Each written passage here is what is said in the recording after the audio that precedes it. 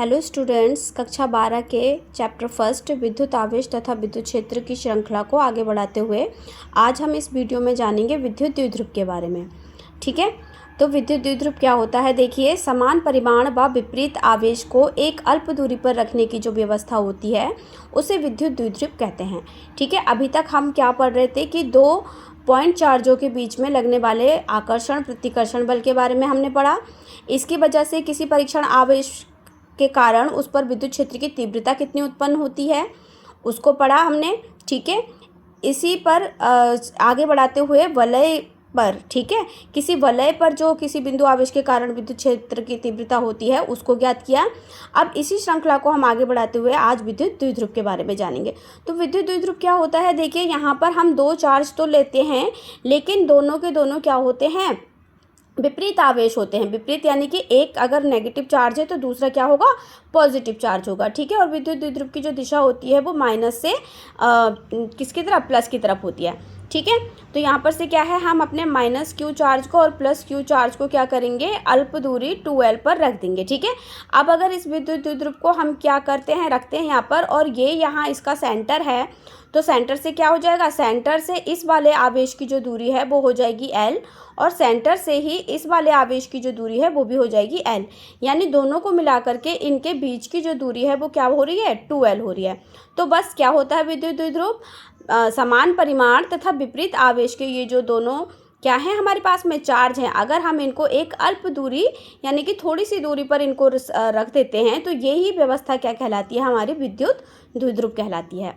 ठीक है, अब विद्युत द्विध्रुव आघूर्ण देखिए क्या होता है। विद्युत द्विध्रुव आघूर्ण, विद्युत द्विध्रुव में किसी भी आवेश के परिमाण व बीच की दूरी के गुणनफल को विद्युत द्विध्रुव आघूर्ण कहते हैं, जिसे हम किससे डिनोट करते हैं? P से डिनोट करते हैं। ठीक है, मतलब अगर हम यहाँ से केवल माइनस क्यू चार्ज ले लें और इसको इसकी डिस्टेंस से मल्टीप्लाई कर दें, या फिर प्लस क्यू चार्ज ले लें और इसको इसकी डिस्टेंस से मल्टीप्लाई कर दें, तो माइनस क्यू 2L या फिर प्लस क्यू 2L, यही इन दो क्या होगा? इनका जो परिमाण होगा वही क्या होता है? विद्युत द्विध्रुव आघूर्ण होता है। ठीक है, इसका SI मात्रक जो है वो क्या होता है? कूलाम मीटर होता है। देखिए, आवेश है तो कूलाम से इसको प्रदर्शित किया जाएगा, और L यानी कि लंबाई मीटर, तो कूलाम मीटर इसका SI मात्रक होता है। यह एक सदिश राशि है। ठीक है, अब अगर विद्युत द्विध्रुव आघूर्ण पर अगर हम आवेश की बात की जाए तो कि इस पर आवेश कितना होगा, तो देखिए दोनों के दोनों जो हैं कैसे चार्ज हैं? विपरीत चार्ज है, तो एक दूसरे को ये क्या कर देंगे? एक दूसरे का प्रभाव खत्म कर देंगे, इसलिए इन पर कुल आवेश क्या होता है? 0 होता है। ठीक है, अब हम जानेंगे विद्युत द्विध्रुव के कारण विद्युत क्षेत्र की तीव्रता केंद्र पर। ठीक है, हमारा जो विद्युत द्विध्रुव है उसके केंद्र पर विद्युत क्षेत्र की तीव्रता कितनी होती है उसको पता करेंगे। ठीक है, तो केंद्र पर अगर पता करना है तो केंद्र पर हम किसी पॉइंट P पर अपना परीक्षण आवेश यहाँ पर रख देंगे, जिसे Q0 से डिनोट करा जाता है। ठीक है, तो अब देखिए, परीक्षण आवेश पर हमेशा पॉजिटिव चार्ज कंसीडर किया जाता है, तो ये माइनस क्यू चार्ज है, ये इस पॉजिटिव चार्ज को क्या करेगा? अपनी तरफ आकर्षित करेगा। ठीक है, इसी तरह से ये जो प्लस क्यू चार्ज है ये इसको क्या करेगा? इसी दिशा में क्या करेगा? प्रतिकर्षित करेगा, क्योंकि प्लस प्लस क्या करेंगे? एक दूसरे को प्रतिकर्षित करेंगे।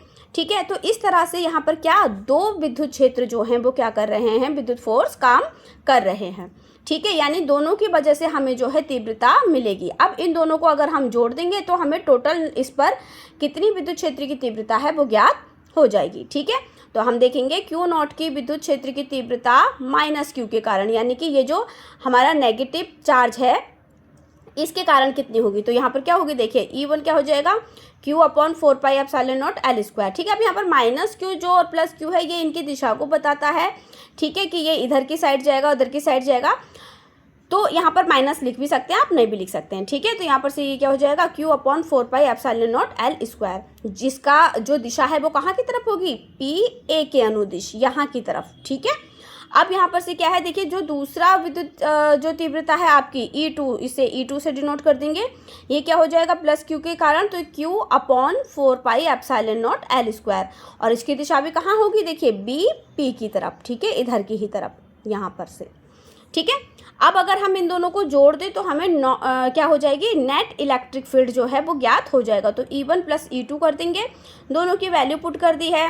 तो देखिए दोनों तरफ तो एक ही जैसी वैल्यू है, ये अगर कॉमन ले लेंगे अंदर यहाँ पर भी 1 बचा और यहाँ पर भी 1 बचा, ठीक है। तो यहाँ पर से ये क्या आ जाएगा, 2 किससे मल्टीप्लाई हो जाएगा, Q से। तो यहाँ पर विद्युत क्षेत्र की तीव्रता क्या बन जा रही है, E बराबर 2Q 4 pi epsilon not L², ठीक है।